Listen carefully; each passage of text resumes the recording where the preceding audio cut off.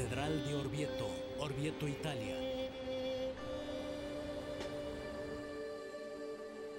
La ciencia es asombrosa y el mundo material es maravilloso. Lo que conocemos y controlamos es genial. Pero ¿es todo lo que existe en la realidad? Piensa en algo tan misterioso como la amistad o el enamorarse. Puede reducirse a glándulas y química y cosas así. Incluso las experiencias de la vida ordinaria no pueden explicarse por la ciencia. Hay realidades que nos eluden. Mirando este lugar, este hermoso lugar, ¿qué inspiró a las personas a hacerlo? ¿Reacciones químicas del cerebro? ¿No les parece inadecuada como explicación? Me parece fascinante. Ni por un segundo denigro al mundo visible o niego lo que la ciencia sabe de él. Pero hay más cosas entre el cielo y la tierra que las soñadas en tu filosofía o en tu química o tu física o tus ciencias. Así que no parecen excluyentes. Está la ciencia y la magia, la ciencia y la superstición. Hay ciencia y existe la... ¡Wow! La superciencia. Tomás de Aquino llamó a la teología la sacra ciencia, la ciencia sagrada. Es una forma del saber. Creo que hay que recuperar eso.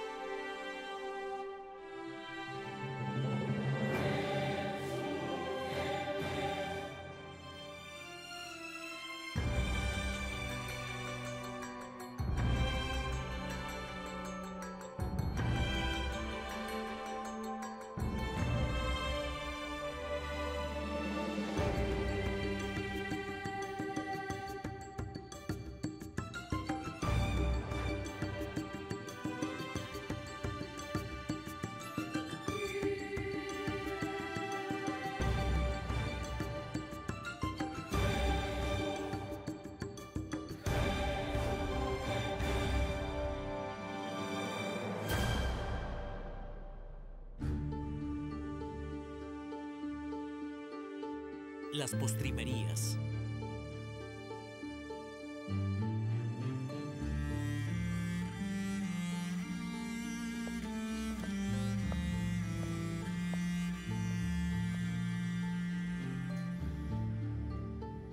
Iglesia del Gesù, Roma, Italia.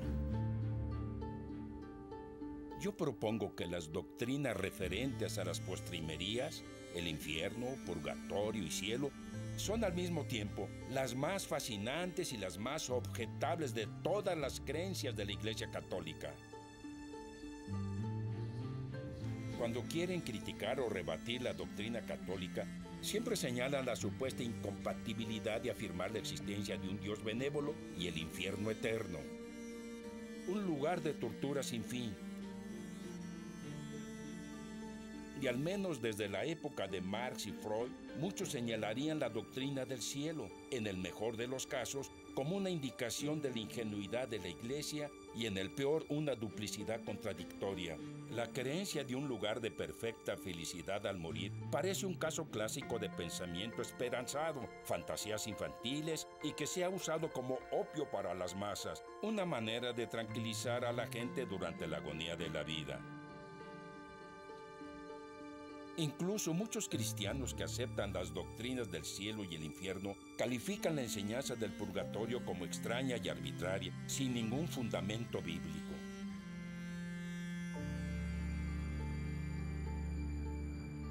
Todo mundo, creyentes y escépticos, en algún momento se preguntan y se preocupan por el qué pasará después de la muerte. Hamlet hablaba de ese remanso del que ningún hombre vuelve. Y el discurso de ser o no ser reflexiona con inquietante fascinación sobre lo que nos espera en cuanto nos deshagamos de estas ataduras mortales. Todos disfrutan un cuento de fantasmas, en parte por su cualidad catártica, pero también porque nos sugiere que hay otro mundo. Además, las doctrinas del cielo, el infierno y el purgatorio nos atraen, precisamente por nuestro sentido de justicia. Demasiadas personas mueren sin recibir en esta vida una recompensa suficiente por su bondad. Y muchas personas malvadas mueren sin haber pagado en esta vida sus maldades. Si Dios es justo, debería haber algún estado de existencia, algún lugar en donde estas injusticias fueran compensadas. Así que buscamos las postrimerías. ¿Qué enseña la Iglesia Católica respecto al cielo, el infierno y el purgatorio? ¿Qué contienen, pensando en una dimensión que no vemos, pero que sin embargo nos intriga a todos los que vivimos en este lado del sueño de la muerte?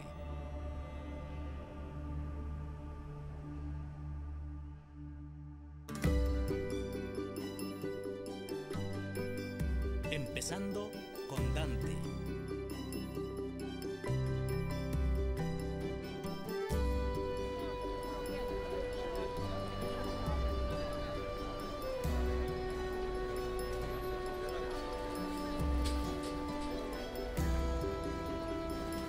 Florencia, Italia.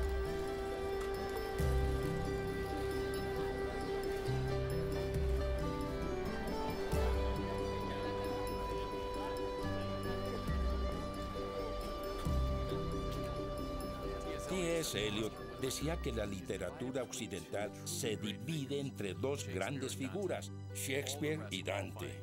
Todos los demás los califica como secundarios. Si Eliot tiene razón, qué maravilloso que el trabajo principal de uno de los grandes escritores de Occidente tenga que ver con este tema del cielo, el infierno y el purgatorio. Dante compuso su obra maestra, la Divina Comedia, mientras estaba exiliado, lejos de su amada Florencia, una ciudad a la que no regresaría. En esos años solitarios, perdido personal y políticamente, Dante compuso esta obra sobre el más allá.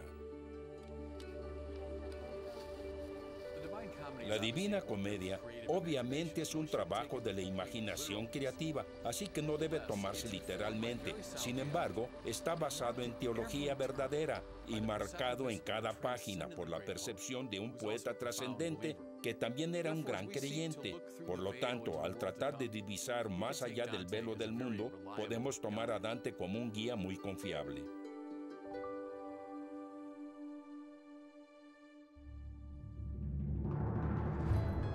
La primera parada de Dante y la nuestra es el infierno.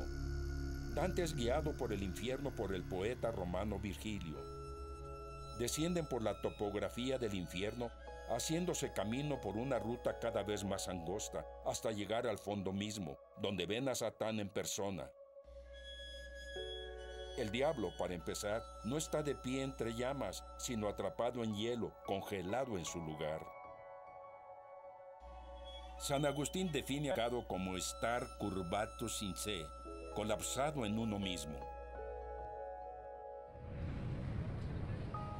Estamos llamados a escapar de nuestros estrechos confines para mezclarnos con el mundo. Por naturaleza añoramos la plenitud del ser. Pecar es alejarnos voluntariamente de esto para reinar como soberanos de nuestro diminuto reino. En la imaginación de Dante, Satán tiene alas de murciélago. Estamos diseñados para volar. Chesterton se preguntaba por qué vuelan los ángeles. Su respuesta, porque se toman a la ligera. El pecado es un lastre, un estado de sobrecarga. Tratamos de volar agitando nuestras alas porque es nuestra naturaleza, pero solo conseguimos que nuestro mundo se enfríe. Satán, según Dante, es el responsable de la meteorología congelada del infierno. Satán tiene 3 rostros, imitando las 3 personas de la Trinidad, porque se atrevió a buscar la divinidad. Todos los pecadores, en el fondo, nos creemos Dios porque nos convencemos de que el universo gira a nuestro alrededor. Dante nos dice que por los 6 ojos que tiene Satán, llora. El pecado, el egocentrismo, el estar atrapado en los confines del ego, es sobre todo triste. No hay nada glamoroso en el mal, es depresivo. oprime al alma y al final es impotente. Cuando Virgilio y Dante se acercan a Satán, él no los detiene.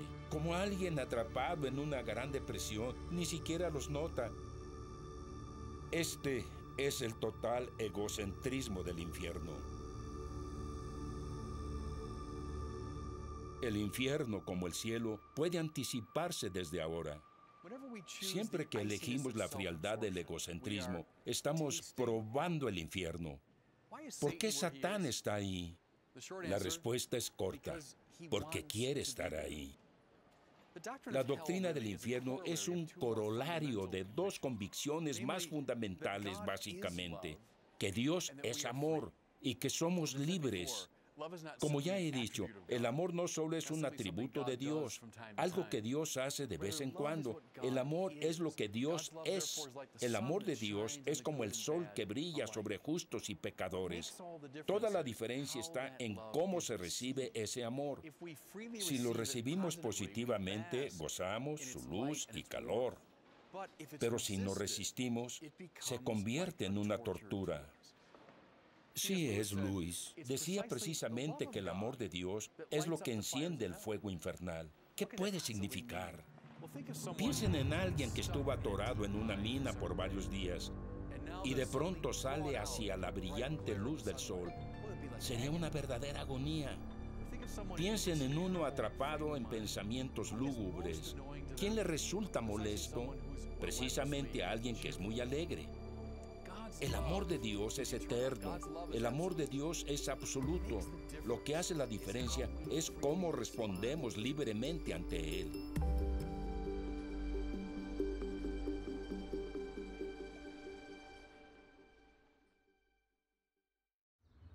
Podemos decir sí o también decir no. Y esa es la terrible verdad de la libertad humana.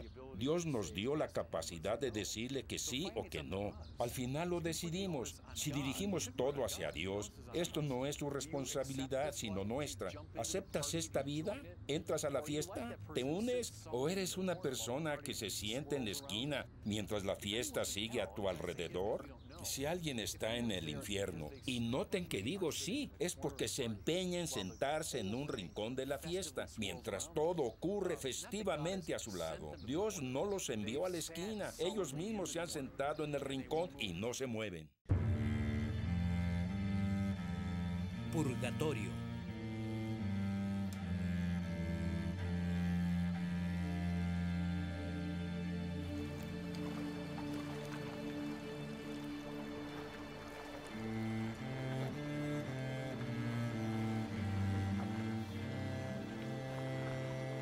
Lago Derg, Irlanda.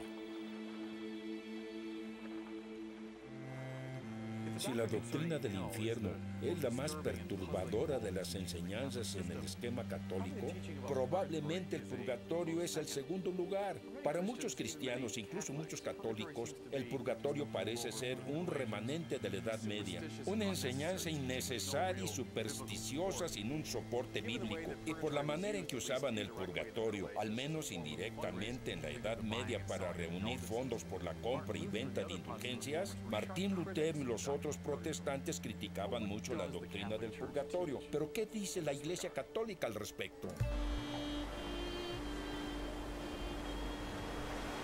Esta es la formulación encontrada en el Catecismo de la Iglesia Católica. Los que mueren en la gracia y en la amistad de Dios, pero imperfectamente purificados, aunque están seguros de su eterna salvación, sufren después de la muerte una purificación a fin de obtener la santidad necesaria para entrar en la alegría del cielo.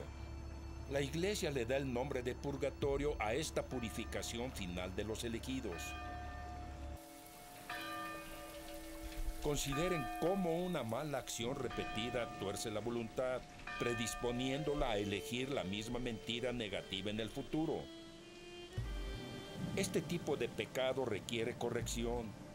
Las heridas que deja deben curarse y la tendencia negativa que inculca necesita redirigirse.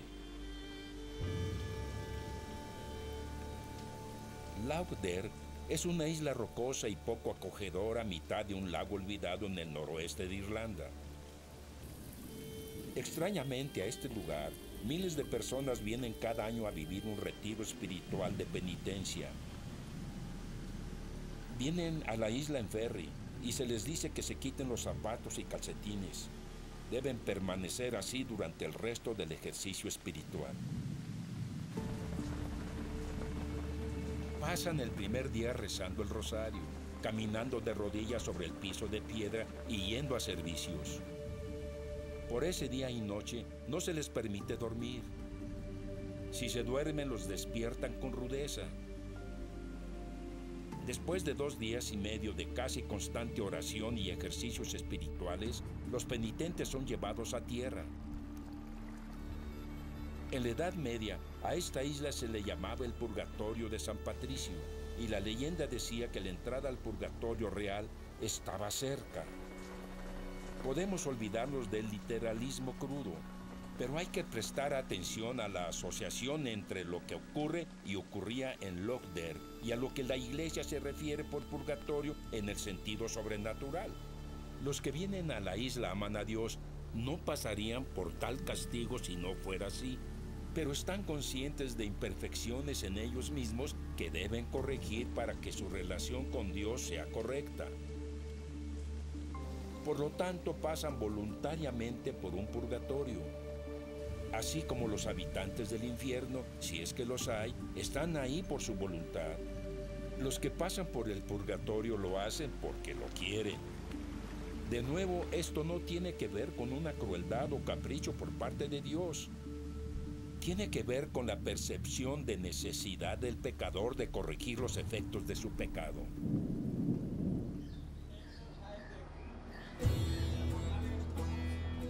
Calcuta, India.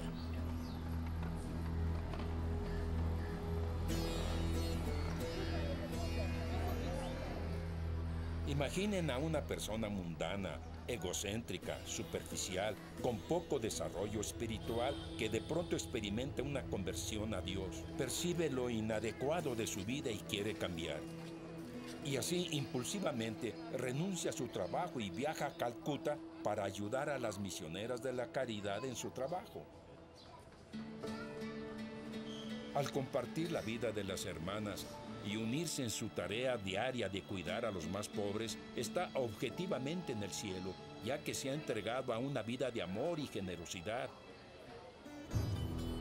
Pero sus años de hedonismo, materialismo y egocentrismo lo han preparado tan mal para esa vida que lo experimenta como un sufrimiento infernal y despierta en él la ansiedad más profunda y resentimiento.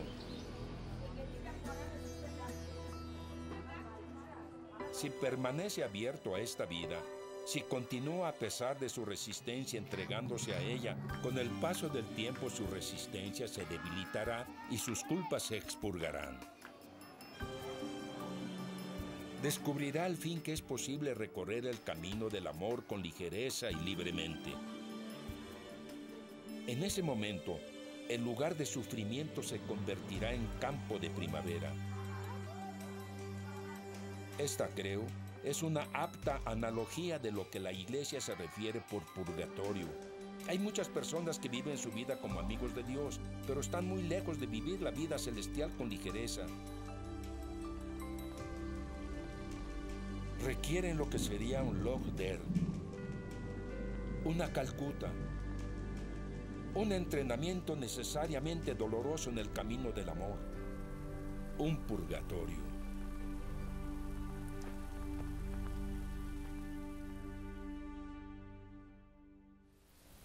¿No es esto demasiado?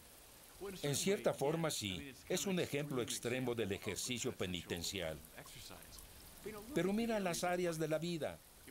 Para ser bueno en deportes, por las cosas por las que pasas. Piensa en los Osos de Chicago, preparándose para el partido, con 2 entrenamientos diarios bajo el sol de agosto, esforzándose al límite. Piensa en alguien entrenando para un maratón, que corre y corre y corre. Piensa en alguien que practica tocar el piano, a tocar la guitarra hasta que sus dedos sangran. Hacemos muchas cosas hasta el extremo. Si queremos algo, si queremos excelencia, si queremos perfección, pues compare el tocar la guitarra o jugar jugar fútbol con los Osos de Chicago, correr un maratón con la vida eterna. Estas personas reconocen la importancia de lo espiritual como el valor principal.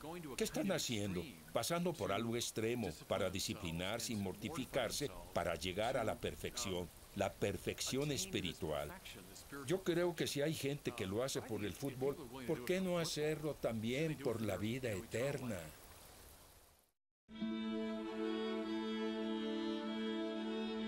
Ángeles y demonios.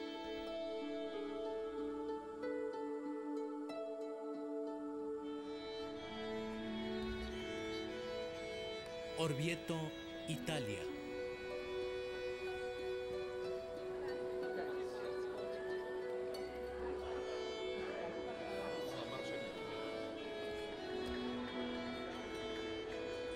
Catedral de Orvieto.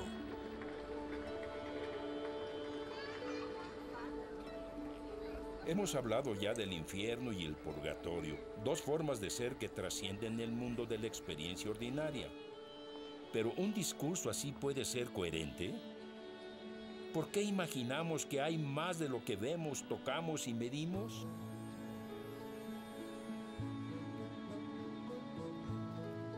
Hay una línea en el credo que raramente notamos. El credo habla de un Dios creador del cielo y de la tierra, de todo lo visible e invisible.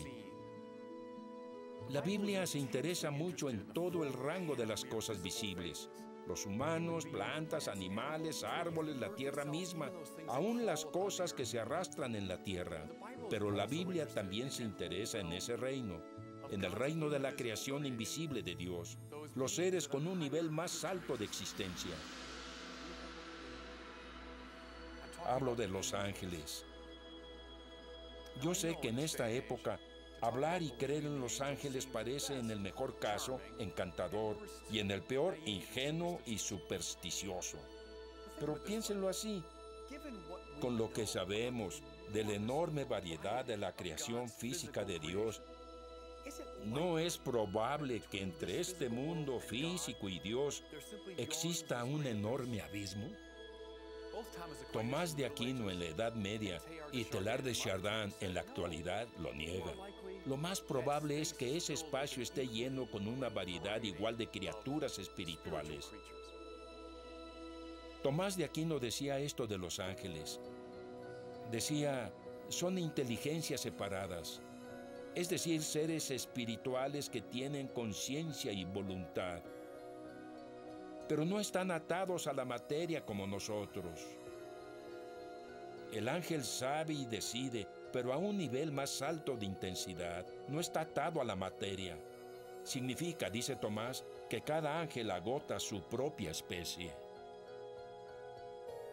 Sé que parece una idea extraña, pero es interesante si lo piensan. Lo que me hace un individuo de la especie humana es este cuerpo particular que tengo, esta carne y huesos. Un ángel no está atado a la materia, por ello, cada ángel es su propia especie o tipo. Esto significa, imaginen a cada ser humano que ha existido, a cada ser humano que existe ahora, a cada ser humano que existirá hasta el fin de los tiempos. Ahora imaginen todos ellos reunidos como un gran humano arquetípico. Eso les daría una idea de lo que es un ángel. También ayuda a explicar por qué en la Biblia la reacción típica ante un ángel es el miedo. En nuestra tradición, los ángeles están asociados con la alabanza de Dios. Los imaginamos alrededor del trono de Dios ofreciendo alabanzas a Dios. De hecho, los ángeles más altos, los serafines, obtienen su nombre de una palabra en hebreo que significa los abrazados. Están en llamas por estar tan cerca de la presencia de Dios. También hablamos en este contexto del canto de los ángeles. No hay que sobreliteralizar el lenguaje. Significa la armonía de mente y voluntad entre los ángeles mientras alaban juntos a Dios. Por eso también litúrgicamente buscamos unir nuestras voces al coro de los ángeles. Decimos, Señor, que nuestra alabanza sea una con ellos al cantar Santo, Santo, Santo. Lo que pedimos es encontrar la misma comunión de mente y corazón que ellos tienen en el cielo. La palabra ángel viene del griego angelus, que significa mensajero.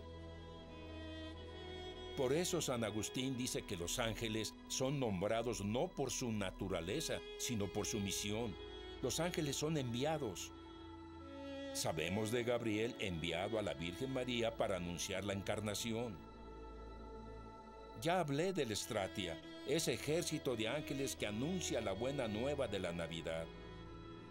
Los ángeles, aun cuando son seres puramente espirituales, pueden interactuar con nuestro mundo. ¿Cómo entendemos eso? Piensen en esto. Un niño de 3 años no podría intervenir en una conversación adulta, pero un adulto sí puede condescender. Puede bajar y entrar a su mundo de pensamientos en la imaginación de un niño. De igual manera, estas criaturas de un plano de existencia superior pueden dignarse a entrar a nuestro mundo para interactuar con nosotros. Si aún creen, no lo sé, que parece algo ingenuo creer en ángeles, piensen en la línea de Shakespeare en Hamlet. Hamlet le dice a su amigo, Horacio, hay más cosas en el cielo y en la tierra que las que tus filosofías sueñan. Tal vez es nuestro racionalismo y materialismo el que no lo ve, que nos impide apreciar el mundo invisible de la creación de Dios.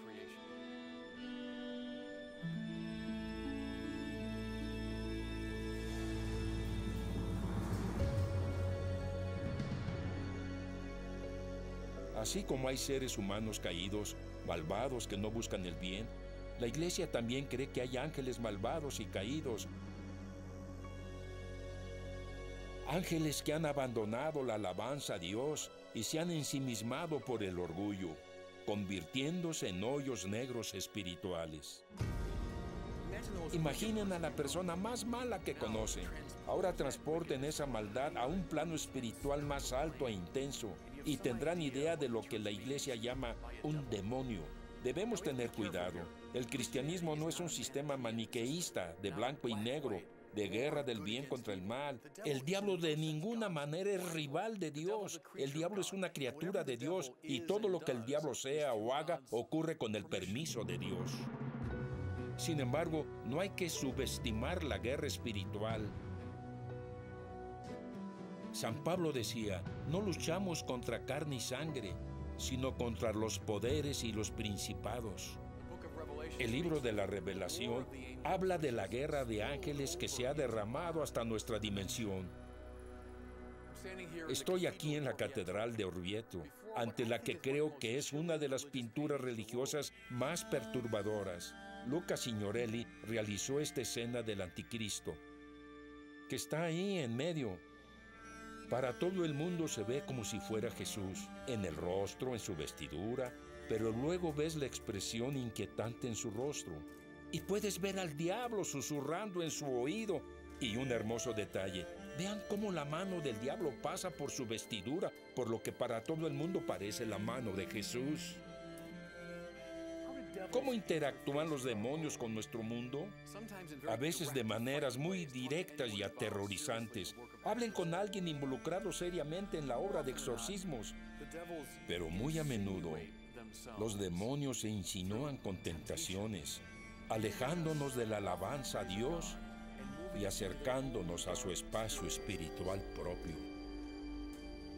De nuevo pueden preguntar, ¿no es algo muy medieval estar hablando de demonios? ¿No es acaso el mal causado por humanos malos? ¿Por instituciones humanas caídas y malvadas? La Biblia sabe todo sobre individuos caídos, sabe todo sobre el pecado estructural, el pecado institucional, pero la Biblia insiste en que hay un tercer nivel de disfunción, más penetrante, misterioso y aterrador.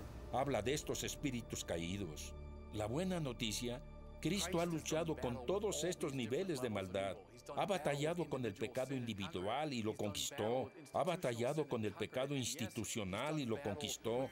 Y sí, ha batallado con la dimensión espiritual y la conquistó. Por lo tanto sabemos, aún en medio de la lucha espiritual, que estamos del lado vencedor, por lo que podemos ser en la vida espiritual felices guerreros.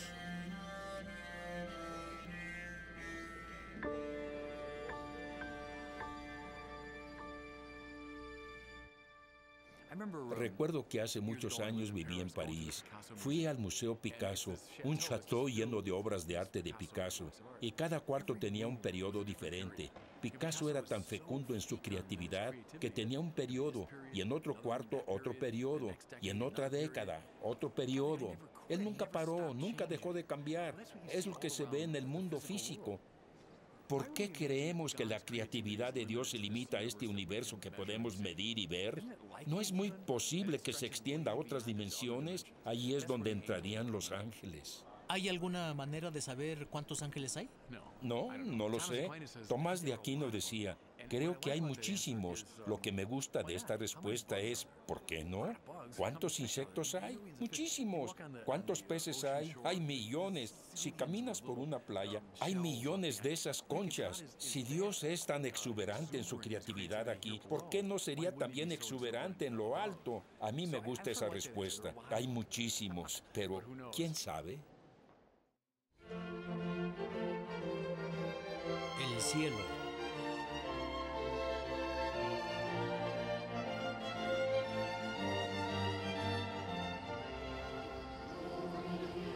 Florencia, Italia.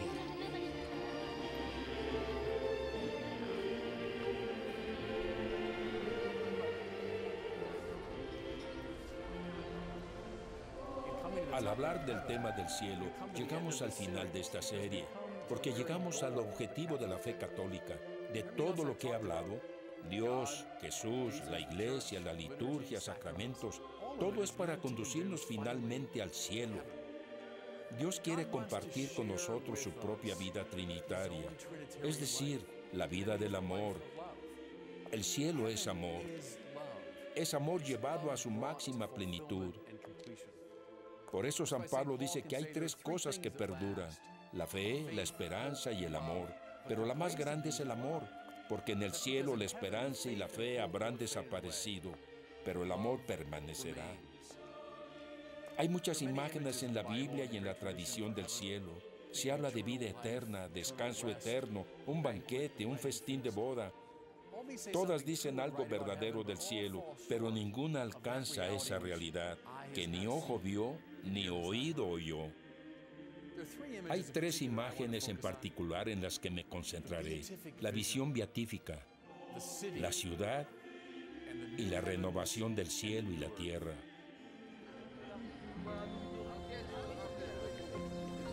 París, Francia.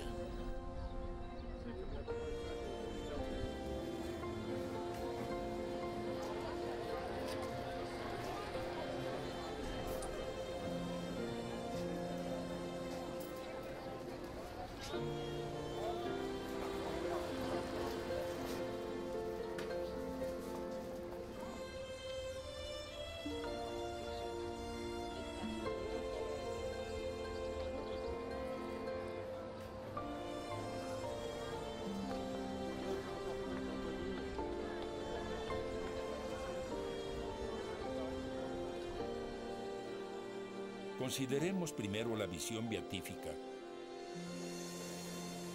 de la cual uno de los símbolos más bellos se encuentra en la Catedral de Notre Dame. Santo Tomás de Aquino, quien conocía este edificio cuando era profesor de teología en París, decía que el espíritu humano está estructurado de tal forma que se eleva sobre sí mismo hacia lo bueno, lo cierto y lo hermoso. La mente busca la verdad y la encuentra hasta cierto punto en este mundo, pero no es suficiente, porque la mente busca la verdad absoluta. La voluntad busca el bien y lo encuentra hasta cierto grado en este mundo, pero no es suficiente para satisfacer a la voluntad. El alma busca lo hermoso y en un grado limitado lo encuentra y lo alcanza en este mundo, pero está ordenada a lo hermoso en sí. Hay una especie de santa añoranza en nosotros. Hay un deseo, una ansiedad que nos empuja más allá de todo lo que hay en el mundo, hacia una verdad, una bondad y una belleza trascendentales.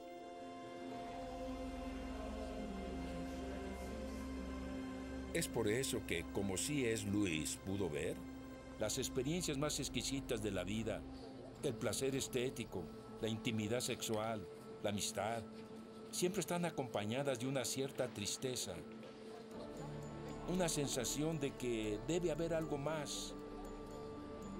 El cielo es lo que corresponde a ese deseo más allá del deseo y a esa búsqueda más allá de la búsqueda. La mente y la voluntad, a pesar de estar impulsadas por sus logros en la tierra, aún desean ver algo más.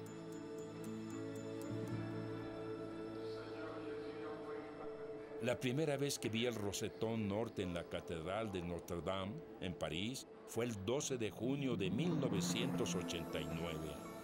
Cuando vi el vitral, me quedé hipnotizado por 20 minutos por su belleza. Después, cada día que estuve en París hasta que volví a casa en Navidad, fui a ese punto a verlo.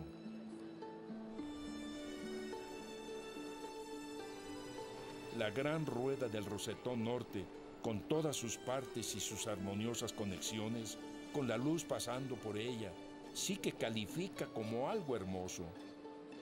Pero su belleza está al servicio de un bien superior, ya que es una muestra de la belleza de la visión beatífica. Una de las claves de este propósito está en el simbolismo numérico del vitral. Alrededor de la figura central de Cristo y su madre hay 8 pequeños círculos. Luego, en la siguiente fila, hay 16 imágenes circulares, médios en francés. Y la siguiente el doble, 32 imágenes. Y finalmente otra fila de 32. Si sumamos 32, 32, 16 y 8, resultan 88. En resumen, todo el vitral es una meditación artística del número 8. Luego recordamos que el 8 es un símbolo de la eternidad, ya que está inmediatamente después del 7, que evoca los 7 días de la semana, o el ciclo completo del tiempo. Otra pista está en la complejidad y lo inabarcable de su composición. ¿Por qué fui durante tantos días a ver ese rosetón? En parte porque había tanto que absorber. La visión de Dios es así. San Bernardo nos recuerda que la visión beatífica no es algo que absorbamos de una vez, sino que entre más vemos, más queremos ver. Entre más conocemos a Dios, más queremos conocerlo. Entre más exploramos, más hambre tenemos de explorar aún más.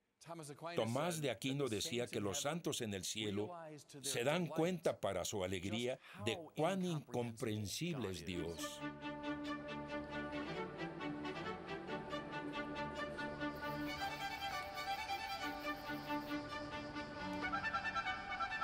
Florencia, Italia.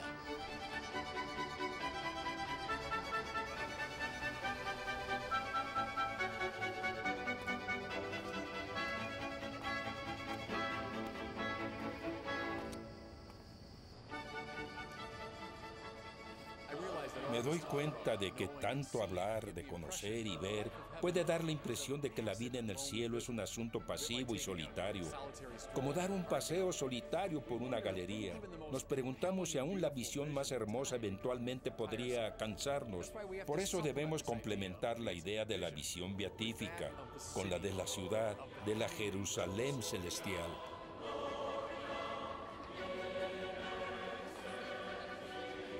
No hay nada pasivo o individualista en una ciudad que vibra con energía, vida y creatividad. Las ciudades son lugares donde la actividad comunal y entretenimientos de todo tipo se ofrecen. La vida en la Jerusalén celestial será algo así. Viviremos en unión con los ángeles y los santos, nuestras mentes, voluntades y energías muy vivas y bien concentradas, una emocionante comunión, interdependiente de unos con otros. Aquí abajo, por nuestros pecados y los conflictos de la existencia finita, la comunión es muy rara, difícil de lograr. Pero en la ciudad, en lo alto, cuando lleguemos a un nuevo nivel de perfección ontológica y cuando el egoísmo del pecado se haya eliminado, nos alegraremos en los logros de los otros y disfrutaremos la armonía que podemos alcanzar juntos.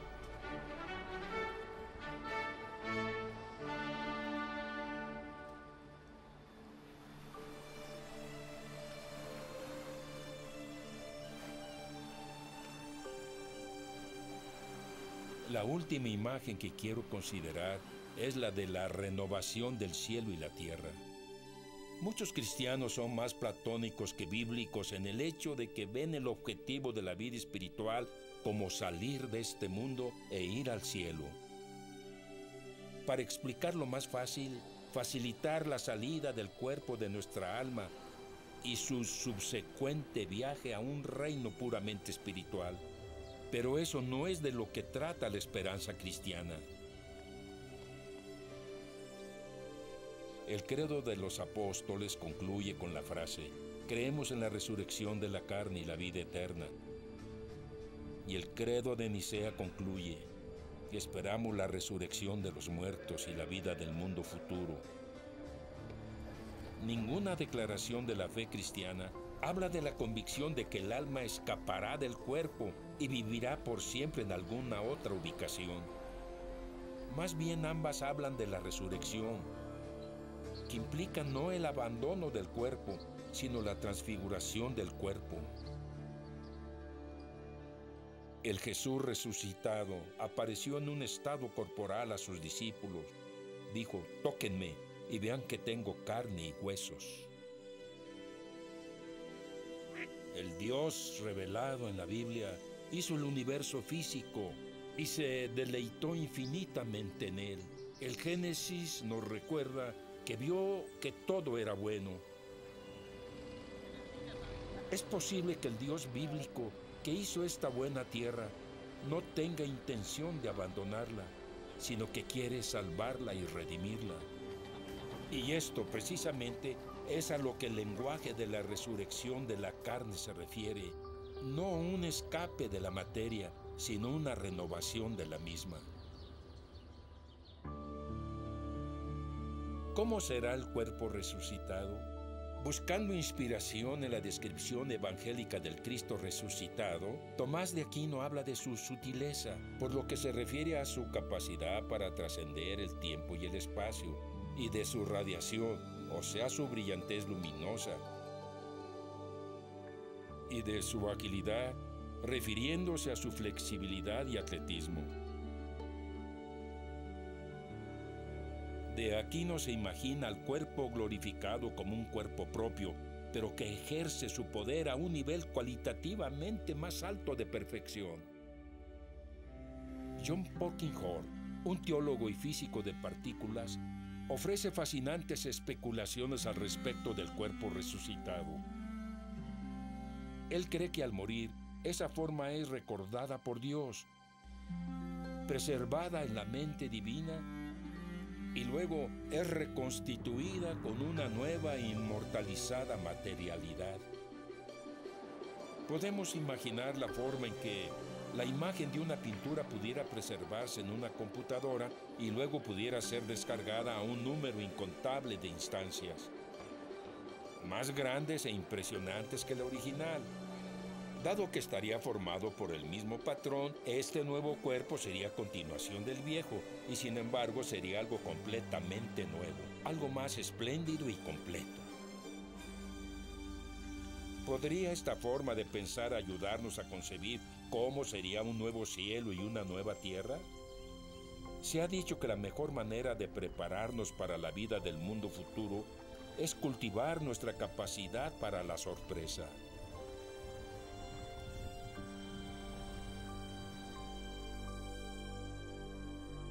Hacemos lo que podemos, tratamos de encontrar imágenes para el cielo.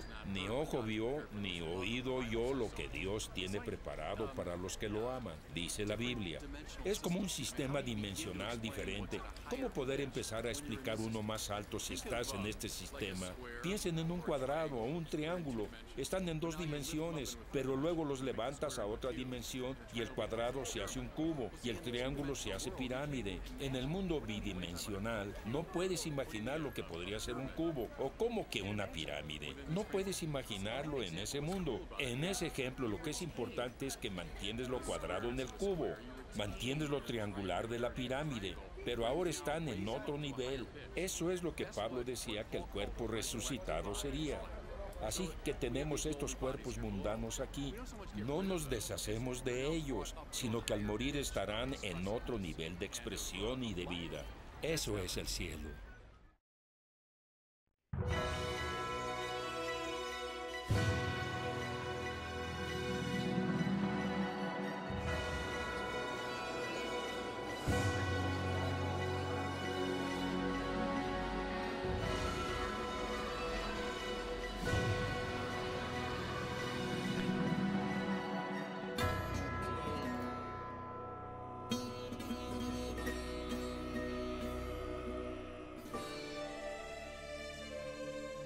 El catolicismo es una manera de ver.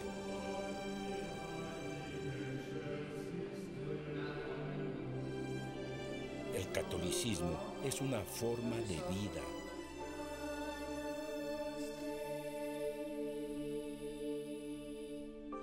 El catolicismo tiene una textura, sensación y resonancia particulares.